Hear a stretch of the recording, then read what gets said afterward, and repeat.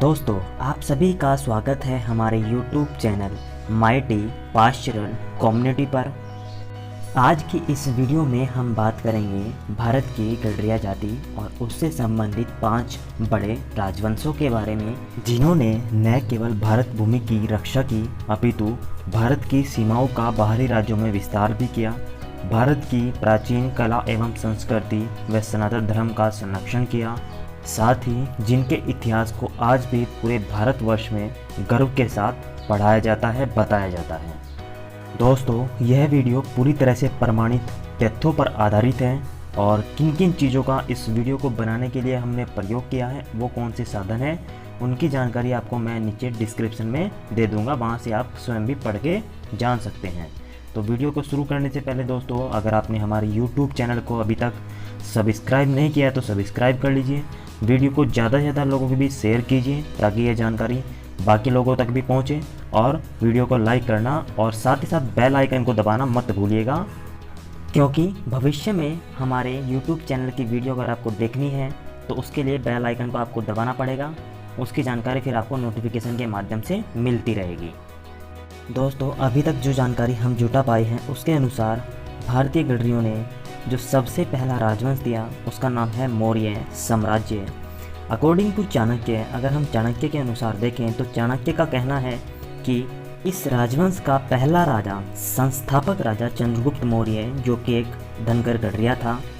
इसके अलावा दोस्तों, अगर हम इस राजवंश की बात करें तो दोस्तों, भारत, न केवल भारत अपितु पूरे विश्व के महान राजवंशों में मौर्य साम्राज्य का नाम आता है। इसने भारत, बांग्लादेश, पश्चिम बंगाल, नेपाल और आज के अफगानिस्तान तक अपनी सीमाओं का विस्तार किया। साथ ही भारत को चंद्रगुप्त मौर्य और अशोक महान जैसे राजा भी दिए।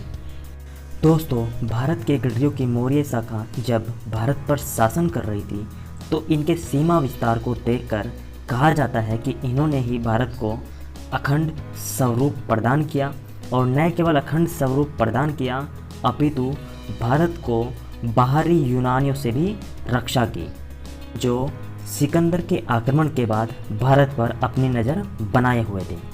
इसके अलावा दोस्तों, अगर हम इस राजवंश के भवन निर्माण कला की बात करें तो हमें जो वर्णन चंद्रगुप्त मौर्य के महल का मिलता है वो आश्चर्यचकित करने वाला है, क्योंकि विदेशी यात्रियों के अनुसार चंद्रगुप्त मौर्य के महल की जो भव्यता थी उसे देखकर ऐसा लगता था मानो वह किसी व्यक्ति ने नहीं अपितु स्वयं देवताओं ने बनाया हो। हालांकि आज उसके प्रमाण हमारे पास उपलब्ध नहीं हैं, लेकिन अगर हम अशोककालीन बराबर गुफाओं की बात करें और उसके पौत्र दशरथ के द्वारा बनाई गई ग्रेनाइट पत्थरों में गुफाओं की बात करें, जो कि आज हमें मिलती भी है, हम देखते भी हैं, तो दोस्तों ये सब उस समय के हिसाब से आदित्य हैं, अर्थात इनके जैसा पूरी दुनिया या पूरे भारत में उस समय कोई दूसरी नहीं है। इसके अलावा दोस्तों, अगर हम आगे बढ़ते हुए बात करें भारतीय गडरियों के दूसरे राजवंश की तो उसका नाम है पल्लव राजवंश। इस राजवंश की अगर स्थिति की बात करें तो यह आज के दक्षिण भारत में पड़ता था। 4वीं शताब्दी में यह राजवंश कांचीपुरम में स्थापित हुआ, और भले ही छोटे स्तर पर इन्होंने शासन किया हो, लेकिन दोस्तों अगर इनके समय को हम देखें तो लगभग 600 सालों तक इन्होंने तमिल और तेलुगु प्रदेशों पर शासन किया। खास बात आपको बता दूं कि जो प्रसिद्ध बोधि धर्म, जिन्होंने चीन में जाकर भारत की प्राचीन योग पद्धति और बौद्ध धर्म का प्रचार प्रसार किया, वो भी इसी राजवंश से संबंधित थे। अगर दोस्तों इस राजवंश की कला, स्थापत्य, भवन निर्माण कला की बात की जाए तो यह राजवंश भी अपने आप में अद्वितीय है।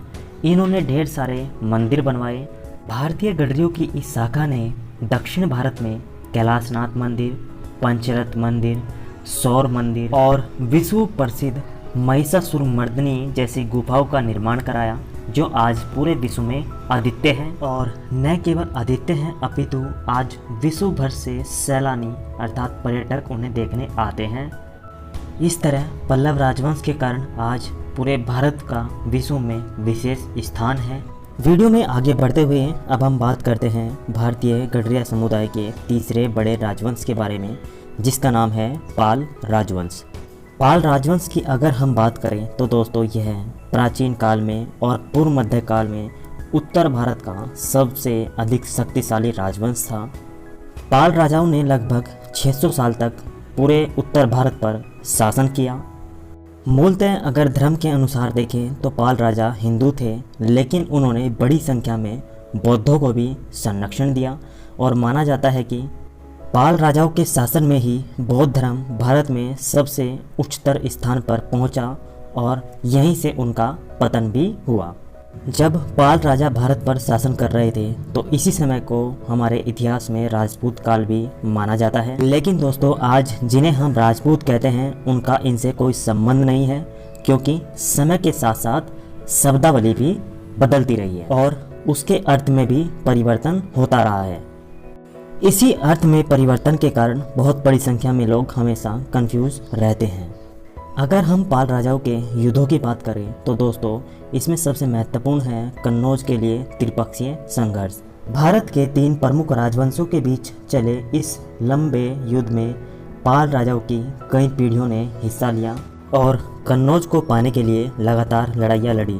इन्हीं पाल राजाओं के समय में भारत की प्राचीन शिक्षा पद्धति को संरक्षण मिला। इन्होंने नालंदा यूनिवर्सिटी का जीर्णोद्धार करवाया, साथ ही साथ अन्य कई विश्वविद्यालयों का निर्माण कराया, जिसमें आदमपुरी इत्यादि प्रमुख हैं। पालों के अलावा इन्हीं के समकालीन कुछ इतिहासकार मानते हैं कि राष्ट्रकूट राजवंश भी गडरियों से ही संबंधित था, लेकिन दोस्तों उसकी हमारे पास कोई पुख्ता प्रमाण उपलब्ध नहीं है, तो इसलिए आज की इस वीडियो में हम उन्हें ऐड नहीं करेंगे। हाँ, अगर भविष्य में ऐसी कोई स्रोत मिलता है तो हम उसके लिए अलग से वीडियो ज़रूर बनाएंगे। जैसे जैसे समय बीतता है, भारत पर मुस्लिम आक्रमण शुरू हो जाते हैं और राजपूत काल के बाद भारत की सत्ता मुस्लिम राजाओं के हाथ में चली जाती है। लेकिन दोस्तों, जब उत्तर भारत में तुगलक शासन कर रहे होते हैं, दक्षिण भारत में 2 गडरिया भाई हरियर और बुक्का एक नए साम्राज्य की स्थापना करते हैं, जिसका नाम होता है विजयनगर साम्राज्य। इसके अलावा दोस्तों, हमने कई बार देखा है कि हरियर बुक्का के आगे उनके वंश के बारे में यादव भी लिखा होता है, जिसको लेकर कई बार लोग कंफ्यूज होते हैं। तो मैं आपको बता दूं कि उनका उत्तर भारत के यादवों से कोई संबंध नहीं है। हाँ, मैंने इसके लिए एक पूरी वीडियो बनाई है कि क्यों दक्षिण भारत में गडरियों को यादव भी कहा जाता है। और इसके अलावा दोस्तों, अगर आप ये जानना चाहते हैं कि दक्षिण भारत में गडरियों को यादव क्यों कहा जाता है, तो इसके ऊपर आप मेरे YouTube चैनल की एक वीडियो देख सकते हैं। मैंने उसका पूरा इतिहास बताया है और उसका लिंक मैं आपको डिस्क्रिप्शन दे दूंगा, तो वहाँ से भी आप उस वीडियो को देखकर अपना ये कन्फ्यूजन दूर कर सकते हैं। आगे बढ़ते हुए अगर हम विजयनगर साम्राज्य की और अधिक बात करें तो दोस्तों, इस साम्राज्य ने भी अपने समय पर दक्षिण भारत में स्वर्णकाल दिया। इस साम्राज्य को जिन लोगों ने अपनी आंखों से देखा दोस्तों, उनका मानना है कि इस राज्य के लोग इतने खुशी थे, इतने संपन्न थे कि वो हीरे जवाहरात को भी अपने जूतों में पहना या लगाकर पहना करते थे। इसके अलावा इस राजवंश ने ढेर सारे मंदिर बनाए, महल बनाए, स्मारकें बनाई, जिनके लिए आज विजयनगर साम्राज्य पूरे विश्व में प्रसिद्ध है। लेकिन साथ ही दोस्तों, मैं आपको ये भी क्लियर कर देता हूँ कि इस विजयनगर साम्राज्य में 1 से अधिक राजवंशों ने शासन किया, जिसमें से केवल संगम वंश ही गडरियों से संबंधित है। विजयनगर साम्राज्य के महान राजा कृष्णदेव राय जैसे राजाओं का गडरियों से कोई संबंध नहीं है, उनका राजवंश अलग था। वीडियो में आगे बढ़ते हुए आगे हम बात करते हैं गडरियों के अगले राजवंश के बारे में। तो दोस्तों, उसका नाम है होलकर राजवंश। इस राजवंश की शुरुआत मराठा साम्राज्य के अंदर एक महत्वपूर्ण स्तंभ के रूप में हुई। जल्दी ही इस राजवंश के शक्तिशाली राजा मल्हारराव होलकर ने स्वयं को स्वतंत्र कर लिया और एक अपना नया साम्राज्य बनाया, जिसका नाम था होलकर साम्राज्य। दोस्तों, गडरियों के इस आखिरी राजवंश ने भी भारत को एक से बढ़कर एक महत्वपूर्ण योद्धा दिए, जिनमें सबसे पहला नाम आता है मल्हारराव होलकर का, फिर मातोश्री अहिल्याबाई होलकर जी का, उसके बाद यशवंतराव होलकर, और ढेर सारे ऐसे राजा हुए जिन्होंने भारत भूमि की न केवल रक्षा की अपितु भारत की संस्कृति का संरक्षण किया, लोगों के दुखों को दूर किया और राजाओं की तानाशाही को हटाकर लोकप्रिय जनप्रिय शासन की शुरुआत की। भारत के इतिहास में होलकरों ने मुगलों के स्थापित हो चुके एक वृक्ष को उखाड़ने में अपना बहुत बड़ा योगदान दिया। साथ ही खंडित हो चुकी मुस्लिम आक्रमण और राजाओं के द्वारा खंडित हो चुकी भारतीय सनातन संस्कृति को पुनर्जीवित करने में भी अपना महत्वपूर्ण योगदान दिया। कर राजाओं ने भारत के प्राचीन खंडित हो चुके ढेर सारे मंदिरों का जीर्णोद्धार करवाया, जिसमें सभी ज्योतिर्लिंग प्रमुख हैं। साथ ही साथ भारत के सभी धार्मिक शहर जिनका हिंदू धर्म में विशेष स्थान है, उन सभी धार्मिक शहरों को भी पुनर्जीवित किया, जैसे हरिद्वार, वाराणसी इत्यादि। इस प्रकार से दोस्तों आज की इस वीडियो में आपने गडरियों के 5 प्रमुख राजवंशों के बारे में पढ़ा जाना। लेकिन दोस्तों मैं आपको बता दूं कि आपने इनमें कुछ चीज़ें कॉमन पाई होंगी, जैसे सभी गडरिया राजा भारत की प्राचीन सनातन संस्कृति के रक्षक थे, भगवान शिव के अनन्य भक्त थे। सभी ने भारत की अलग अलग समय पर रक्षा की, और न केवल रक्षा की बल्कि स्थापित हो चुके मुगल साम्राज्य को भी उखाड़ने में सैनिक अभियान किए और युद्धों में सेनाओं का सफल नेतृत्व भी किया। भारत में ढेर सारे मंदिर और शिक्षा केंद्र बनाए, और सबसे महत्वपूर्ण बात जो हमें इन सभी गडरिया राजवंशों में देखने को मिलती है वो है कि सभी जनता के प्रिय राजवंश थे, जिनके समय पर जनता खुशहाल रही और समृद्ध हुई। लास्ट में उम्मीद करते हैं कि दोस्तों आपको हमारे द्वारा बनाई गई यह वीडियो पसंद आई है, तो इसको ज़्यादा से ज़्यादा शेयर कीजिए, हमारे YouTube चैनल को सब्सक्राइब कीजिए, और साथ ही ये सभी बड़े राजवंश थे, लेकिन छोटे राजवंश पर भी वीडियो आएगी, क्योंकि वीडियो काफ़ी लंबी हो गई है। तो हम इसको यहीं पर समाप्त करेंगे। और दोस्तों आगे की वीडियो देखने के लिए हमारे YouTube चैनल के बेल आइकन को ज़रूर दबाइए, उससे आपको हमारी आने वाली जो वीडियो होंगी उनकी सूचना मिलती रहेगी। धन्यवाद।